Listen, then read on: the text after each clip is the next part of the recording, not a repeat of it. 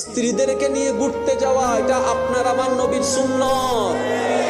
আর একটু জোরে বলেন। আপনি যখন আপনার স্ত্রীকে নিয়ে যাবেন, যাওয়ায় যাওয়া হবে, আনন্দে আনন্দ হবে, সুন্নতে সুন্নত হয়ে যাবে, সওয়াবে সওয়াব হয়ে যাবে। বেশি কিছু না তো, মাঝে মধ্যে দুইজনে মিলে এক প্লেটে নিয়ে খাবেন।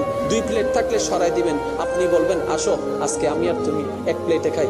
বছরে একবার খান না, দেখবেন আপনি বছরে একবার যখন এক প্লেটে নিয়ে খাবেন, আপনার স্ত্রীটা সারা জীবন মনে রাখবে, সারা জীবন মনে রাখবে, সারা জীবন মনে রাখবে। একটু আপনি খান, একটু ওনাকে খাওয়াই দেন, নবীর সুন্নত আদায় হয়ে যাবে, মহাব্বতের বন্ডিংটাও শক্ত হয়ে যাবে, সওয়াবে সওয়াব হয়ে যাবে। আপনি একটু মাথা আশ্রয় দিবেন, একটু তেল লাগাই দিবেন। আপনি মনে মনে রাখবেন আমি আমার বউকে করছি না, আমি আমার নবীর সুন্নতকে পালন করার জন্য করছি, সুন্নতকে পালন করার জন্য করছি। তাহলে কর্মে কর্ম হয়ে গেল, আন্তরিকতাও বেড়ে গেল, মহাব্বতও বেড়ে গেল, সওয়াবও বেড়ে গেল।